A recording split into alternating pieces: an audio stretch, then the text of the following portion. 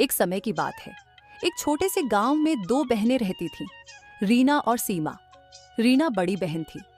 उसके कम पढ़े लिखे होने के कारण उसकी शादी एक गरीब किसान रमेश से हुई थी, जो दूसरों के खेतों में मजदूरी करता था, और रीना दूसरों के घरों में झाड़ू पोछा का काम किया करती थी।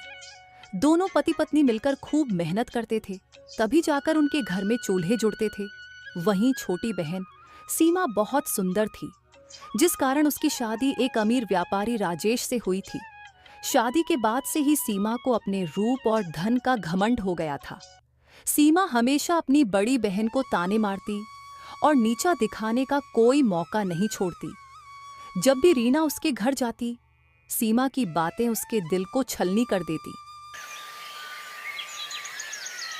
एक दिन रीना सुबह सुबह अपने काम पर जा रही थी, तभी उसे रास्ते में उसकी छोटी बहन सीमा मिली।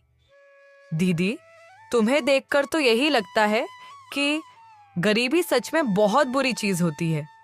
तुम्हारे हाथ तो देखो, कितने कठोर हो गए हैं दूसरों के घरों में काम करते करते, और ये कपड़े लगता है बरसों से बदले ही नहीं। सीमा, हम गरीब हैं लेकिन मेहनत से कमाते हैं। भगवान ने हमें जो दिया है उसमें खुश रहते हैं। हाँ हाँ, खुश तो दिख ही रही हो, लेकिन क्या करूं, मुझे तो आदत नहीं कि मैं तुम्हारे जैसे गरीबों से ज्यादा बातें करूं। वैसे भी मैं और राजेश जी तो शहर के बड़े लोगों के साथ उठते बैठते हैं। तुम्हारी तरह धूल मिट्टी में सने लोग हमारे घर आते भी नहीं। रीना की आंखों में आंसू आ जाते हैं, लेकिन वह कुछ नहीं बोलती। वह जानती है कि सीमा अब बदल चुकी है। वह चुपचाप वहां से अपने काम पर चली जाती है। समय बीतता गया।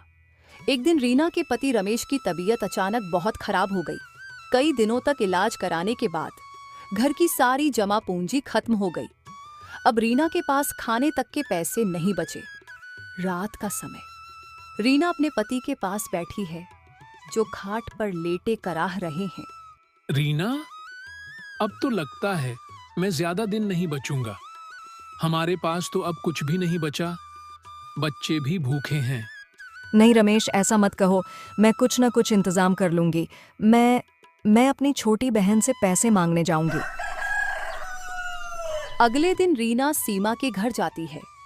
सीमा दरवाजे पर खड़ी होती है, जबकि रीना अंदर जाने की इजाजत मांगती है। ओहो दीदी, क्या बात है, इस बार किस लिए आई हो? सीमा, रमेश की तबीयत बहुत खराब है। हमारे पास इलाज के पैसे नहीं बचे। बस थोड़े पैसे उधार दे दो, हम बाद में चुका देंगे। ओह दीदी, कितनी बुरी बात है, लेकिन अफसोस अभी तो मेरे पति सारा पैसा लेकर गांव की जमीन खरीदने गए हैं। तुम पहले आती तो शायद कुछ मदद कर पाती। लेकिन सीमा, तुमसे थोड़ा बहुत तो मिल ही सकता है। अरे दीदी, अगर मैं हर गरीब रिश्तेदार की मदद करने लगी तो फिर मेरा क्या होगा? रीना की आंखों में आंसू आ जाते हैं। वह चुपचाप वहां से लौट जाती है। सीमा ने आज तक उसकी कोई मदद नहीं की। एक दिन रीना ने सोचा, सीमा ने तो पैसे देने से मना कर दिया, अब मैं क्या करूं? एक काम करती हूँ, मैं अपने बड़े भैया के घर जाती हूँ, वह मुझे पैसे देने से मना नहीं करेंगे। रीना अपने बड़े भाई के घर पैसे मांगने निकल जाती है। भाभी, भैया घर पर है? नहीं, तुम्हारे भैया घर पर नहीं है। किसी काम के सिलसिले से शहर गए हैं। कोई काम है तो मुझे बताओ। भाभी, हमें कुछ पैसों की जरूरत है। रमेश बहुत बीमार है। देखो रीना, तुम जानती हो कि तुम्हारे भैया घर पर नहीं है, और वैसे भी हमारे घर पर भी बहुत खर्चे होते हैं। हर किसी की मदद करना हमारे बस की बात नहीं है। भाभी, मैं कसम खाती हूँ, जैसे ही हालात सुधरेंगे मैं पैसे लौटा दूंगी। मैंने कह दिया ना, हमारे पास पैसे नहीं हैं। अब और कुछ सुनना है क्या? रीना की आंखों से आंसू टपक पड़ते हैं। वह चुपचाप वहां से चली जाती है और अपने घर के दरवाजे के बाहर बड़ी उदास मन से बैठ जाती है। उसे कुछ समझ नहीं आता कि वह क्या करे। गर्मियों की दोपहर लू के थपेड़े चल रहे थे। गांव की गलियों में धूल उड़ रही थी। तभी एक बूढ़े साधु बाबा हाथ में भिक्षा पात्र लिए गांव में प्रवेश करते हैं। उनके चेहरे पर तेज था, पर उनकी हालत देखकर लग रहा था कि वह कई दिनों से भूखे हैं। सबसे पहले वह सीमा की हवेली के दरवाजे पर पहुंचते हैं। कुछ भिक्षा दे दो, कई दिनों से भूखा हूँ। चले आते हैं भिखारी कहीं से भी। यह हवेली कोई दानशाला नहीं है। चलो भागो यहाँ से। साधु बाबा कुछ क्षण खड़े रहते हैं, फिर निराश होकर वहां से आगे बढ़ जाते हैं।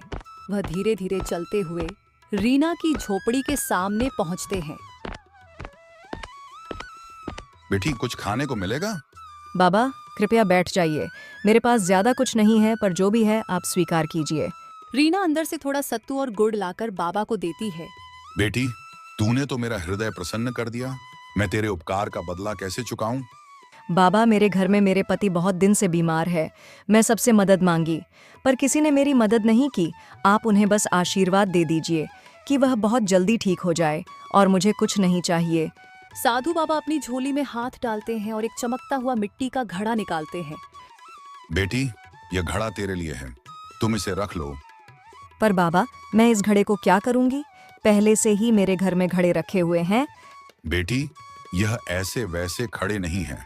तुम्हारे घर में घुसते ही तुम्हारे हर दुख को दूर कर देंगे, और इस घड़े में से जो भी निकलेगा वह तुम्हारे कर्मों का फल होगा। इतना कहकर वह साधु बाबा वहां से गायब हो जाते हैं और रीना खुशी खुशी घड़े को लेकर अपने कमरे में आ जाती है। कमरे में आते के साथ रमेश की तबीयत बिल्कुल पहले की तरह ठीक हो जाती है। अरे रीना, अभी मेरी तबीयत बिल्कुल ठीक लग रही है। कुछ देर पहले ही मुझे बिस्तर से उठने का बिल्कुल भी मन नहीं कर रहा था। अब देखो, मैं तुम्हारे सामने खड़ा हो गया हूँ। हाँ रमेश, तुम बिल्कुल ठीक हो गए हो। अभी एक साधु बाबा आए थे और कह रहे थे, यह घड़ा तुम्हारे घर में घुसते के साथ तुम्हारे कष्ट दूर हो जाएंगे, और इसमें से जो कुछ भी निकलेगा वह तुम्हारे कर्मों का फल होगा। अरे रीना, वाकई में यह खड़े तो जादुई घड़े हैं। हाँ जी, सच में ये जादू घड़े हैं। अब चलो मिलकर इस घड़े को खोलते हैं, देखते हैं इस घड़े में क्या निकलता है। राधा धीरे धीरे घड़े का लाल कपड़े को हटाती है। अचानक उसमें से सोने के सिक्के झरने की तरह गिरने लगते हैं। दोनों अवाक रह जाते हैं।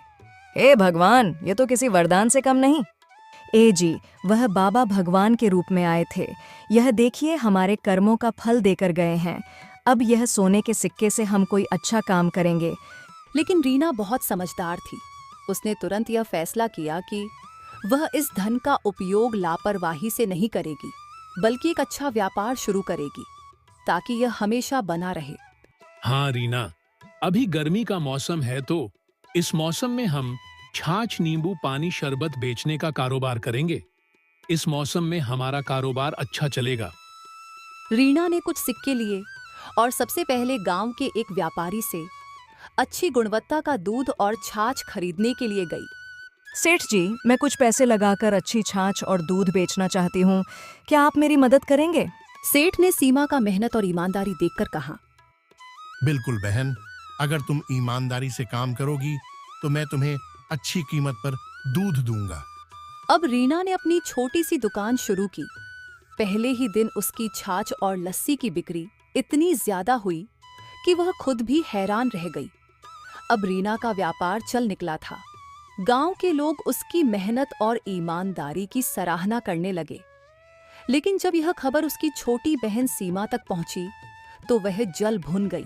कल तो यह मुझसे पैसे की भीख मांगने आई थी, आज अचानक इतना पैसा इसके पास कैसे आ गया, जो यह लस्सी का व्यापार शुरू कर दी, और उसका पति रमेश भी ठीक हो गया। मुझे इसका पता लगाना ही होगा। सीमा परेशान होकर अपने कमरे में इधर उधर टहल रही थी।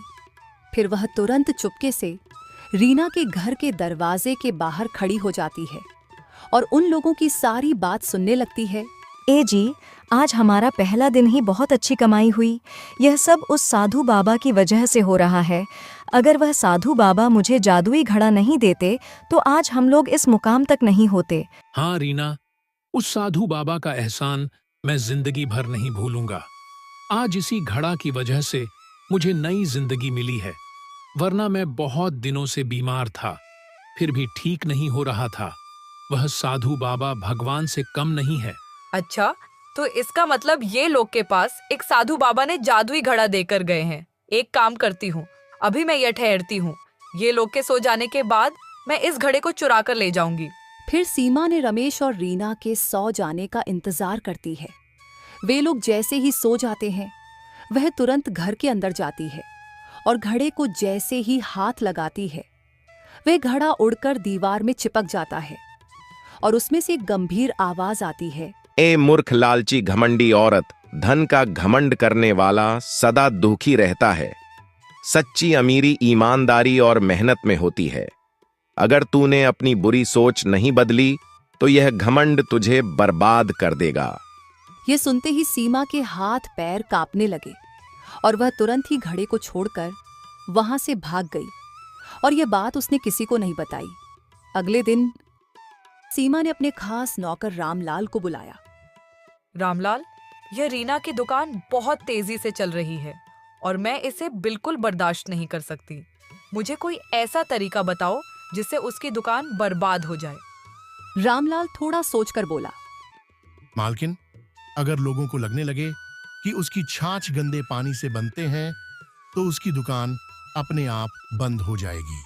तू सच कह रहा है? अगर लोग ही उसकी दुकान पर आना बंद कर देंगे तो वह खुद ही गरीब बन जाएगी। लेकिन यह काम हमें चालाकी से करना होगा। अगले ही दिन सीमा ने अपने कुछ नौकरों और गांव के कुछ चालाक लोगों को पैसे देकर एक योजना बनाई। उन लोगों को रीना की दुकान पर जाकर छाछ पीनी थी और फिर जोर जोर से यह कहना था कि छाछ में गंदगी मिली हुई है। सुबह सुबह रीना ने अपनी दुकान खोली। ग्राहक धीरे धीरे आने लगे। तभी सीमा के भेजे हुए लोग दुकान पर पहुंचे और छाछ पीने लगे। अरे यह क्या, इस छाछ में तो कुछ अजीब सा स्वाद आ रहा है। हाँ, लगता है कि इसमें कोई खराबी है। रीना, तुम कैसी छाछ बेच रही हो? दुकान पर खड़े अन्य ग्राहक चौंक गए। वे भी आपस में कानाफूसी करने लगे।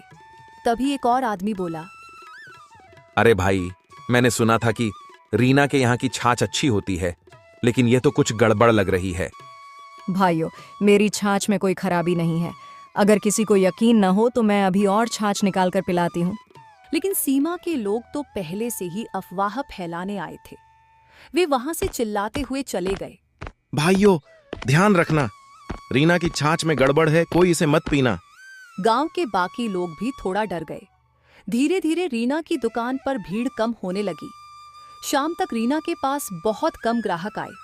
वह समझ गई कि कोई जानबूझकर अफवाह फैला रहा है, लेकिन वह चुपचाप बैठने वालों में से नहीं थी। उसने एक योजना बनाई। अगले दिन वह खुद ही गांव के लोगों के घर घर जाकर अपनी छाछ देने लगी। उसने लोगों से कहा, बिना पैसे दिए मेरी छाछ को पीकर देखो। अगर तुम्हें कुछ भी गलत लगे तो मुझसे कहो। गांव वालों ने छाछ पी और पाया कि वह बहुत ही स्वादिष्ट और ताजी थी। अब लोगों को समझ आने लगा कि कोई साजिश हो रही है। इसी बीच गांव के कुछ लोगों ने देखा कि वही लोग जो कल रीना की छाछ को खराब बता रहे थे, सीमा के घर से पैसे लेकर निकल रहे थे। बात फैलते देर नहीं लगी। एक बुजुर्ग गांव वाले ने रीना से कहा, बिटिया, हमें माफ कर दो। हमने बिना सोचे समझे अफवाहों पर भरोसा कर लिया, लेकिन अब हम समझ गए हैं कि यह सब तुम्हें बर्बाद करने के लिए किया गया था। अब गांव के लोग फिर से रीना की दुकान पर आने लगे। उसकी मेहनत और ईमानदारी ने सबका विश्वास फिर से जीत लिया। जब सीमा को पता चला तो वह और भी गुस्से से भर गई। रीना की मेहनत और ईमानदारी ने गांव वालों का विश्वास फिर से जीत लिया था। उसकी दुकान पहले की तरह ही चलने लगी थी। लेकिन यह सब देखकर सीमा का खून खौल रहा था। इस औरत ने फिर से सबका भरोसा जीत लिया, लेकिन इस बार मैं ऐसा काम करूंगी कि यह दोबारा उठ ही न सके। उसने अपने नौकर रामलाल को बुलाया और उसके कान में कुछ फुसफुसाया। लेकिन मालकिन, यह तो बहुत खतरनाक होगा। बस वही तो चाहिए। इस बार रीना का नाम और काम दोनों खत्म हो जाएगा। इस बार हमें ऐसी चाल चलनी होगी कि रीना कभी दोबारा व्यापार न कर पाए। मालकिन, पिछले बार भी पकड़े पकड़े बचे थे। अगर इस बार भी कोई हमें देख ले तो? चुप, इस बार हमें कोई नहीं पकड़ेगा। सुनो, तुम दोनों आज रात रीना की दुकान में आग लगा दोगे। जब दुकान जलकर राख हो जाएगी तो उसका सारा धंधा खत्म हो जाएगा। लेकिन मालकिन, अगर हमें कोई देख ले? अरे मूर्ख, हम इसे ऐसे अंजाम देंगे कि किसी को शक भी ना हो। तुम दोनों चेहरों को कपड़े से ढककर जाना और आग लगाने के बाद तुरंत भाग आना। कोई सबूत मत छोड़ना। आधी रात का समय था। पूरा गांव सो रहा था। रामलाल और गोपी अपने चेहरों पर काले कपड़े बांधकर चुपके से रीना की दुकान के पास पहुंचे। गोपी ने दुकान के चारों ओर मिट्टी के तेल छिड़का और फिर रामलाल ने माचिस जलाई। जैसे ही आग लगी, दुकान धू धू कर जलने लगी। आग की लपटें तेज हो गई। आग की रोशनी देखकर कुछ गांव वाले जाग गए और शोर मचाने लगे। अरे रीना की दुकान जल रही है, जल्दी आओ। गांव वाले दौड़कर आए, लेकिन तब तक बहुत देर हो चुकी थी। रामलाल और गोपी अंधेरे का फायदा उठाकर भाग निकले। सुबह जब रीना दुकान आई तो उसे राख का ढेर देखकर गहरा आघात पहुंचा। हे भगवान, मेरी मेहनत की कमाई सब जलकर खत्म हो गया। उधर गांव का मुखिया भी वहां पहुंच गया। यह बहुत बड़ा अपराध है। हमें तुरंत पता लगाना होगा कि यह किसकी करतूत है। रीना ने रोना बंद किया और अपने दिमाग से सोचना शुरू किया। उसे यकीन था कि यह कोई दुर्घटना नहीं थी, बल्कि किसी ने जानबूझकर किया है। उसने सबूत ढूंढने की कोशिश की, इधर उधर झांका पर उसे कुछ नहीं मिला। उदास होकर घर जाने लगी। तभी उसने देखा कि झाड़ियां में एक गमछा और तेल का डब्बा पड़ा है। रीना ने उसे उठाकर मुखिया जी के पास ले गई। गांव में हाहाकार मच गया कि सबूत पकड़ा गया है, किसी की गमछा मिला है। अरे सबूत मुखिया जी के हाथ मिल गया है, अब वह जल्दी ही पकड़ा जाएगा। कि रीना का दुकान में आग किसने लगाया? हाँ, मुझे तो लगता है कि वह तौलिया सीमा के नौकर का है। मैं कल उसे ऐसा ही तौलिया लेते हुए देखा था। मुखिया ने सभी नौजवानों को गांव के चौपाल पर बुलाया और कहा, क्या कोई पहचान सकता है कि यह तौलिया किसका है? गांव वाले तौलिए को ध्यान से देखने लगे। अरे, ऐसा ही तौलिया तो मैंने सीमा के घर पर देखा था। गांव वाले एक दूसरे की ओर देखने लगे। सीमा अब तक शांत खड़ी थी, अचानक घबराने लगी। नहीं, यह मेरा तौलिया नहीं है। मुखिया ने अब मिट्टी का तेल का डब्बा उठाया। उस पर हल्के अक्षरों में सीमा स्टोर्स लिखा था। यह वही दुकान थी जहां से सीमा अपने नौकरों के लिए राशन मंगवाती थी। सीमा, मिट्टी का तेल का डब्बा तो तुम्हारी दुकान का है। यह यहाँ कैसे आया? मैं क्या जानूं? कोई भी मेरे स्टोर से सामान खरीद सकता है। इधर सीमा का पति का व्यापार ठप हो गया था। वो बहुत निराश होकर घर लौट रहा था। वह यह सब चीज से बिल्कुल ही अनजान था कि सीमा क्या कर रही है। वह आते वक्त देखा कि चौपाल पर भीड़ लगी है। वहां पर वह पहुंचा तभी सभी लोग उसकी तरफ देखते रह गए, क्योंकि वह वही गमछा लिए खड़ा था जो मुखिया जी के पास सबूत में मिला था। अब बोलो सीमा, अभी भी तुम कुछ बोल सकती हो। तुम्हारा सबूत तुम्हारे सामने आकर खड़ा हो गया। सीमा ने इधर उधर देखा, लेकिन कोई रास्ता नहीं बचा था। गांव वाले भी अब उसे घूर रहे थे। वह घबराहट में बड़बड़ाने लगी। मुझे माफ कर दीजिए मुखिया जी, मैं ही यह सब करवाया था, क्योंकि मैं नहीं चाहती थी कि रीना मुझसे ज्यादा अमीर बन सके। सीमा, तुम्हारी जलन और घमंड ने तुम्हें अपराधी बना दिया। तुम्हारी सजा यही है कि तुम्हें गांव छोड़कर जाना होगा और तुम्हारी संपत्ति से रीना की दुकान फिर से बनाई जाएगी। मुखिया जी, मैं अपनी बहन को सजा नहीं देना चाहती। उसने जो किया वह उसके अपने कर्मों का फल है। मैं बस यही चाहती हूँ कि अब वह सुधर जाए। ठीक है, तुम्हारी जैसी मर्जी रीना। सीमा की आंखों में आंसू आ गए। उसे अपनी गलती का एहसास हो चुका था। दीदी, मुझे माफ कर दो। मैंने जलन में अंधी होकर तुम्हारे साथ बहुत बुरा किया। अब मैं कुछ भी करने को तैयार हूँ, बस मुझे अपनी बहन बना रहने दो। रीना ने अपनी बहन को गले लगा लिया। गांव वालों को रीना की दरियादिली देखकर बहुत अच्छा लगा। अब सीमा को अपनी गलती का एहसास हो चुका था। रीना ने उसे अपने कारोबार में काम करने का मौका दिया। अगर तुम मेहनत से काम करोगी और ईमानदारी से चलोगी तो तुम्हें भी सफलता मिलेगी, लेकिन अगर फिर से कोई चालाकी की तो मैं तुम्हें कभी माफ नहीं करूंगी। सीमा ने शर्मिंदगी से सर हिला दिया और फिर दोनों बहनें खुशी खुशी अपने कारोबार में लग गई। ये कहानी हमें सिखाती है कि मेहनत और ईमानदारी ही असली सफलता की कुंजी होती है। जलन और धोखा हमेशा बुरे परिणाम लाता है,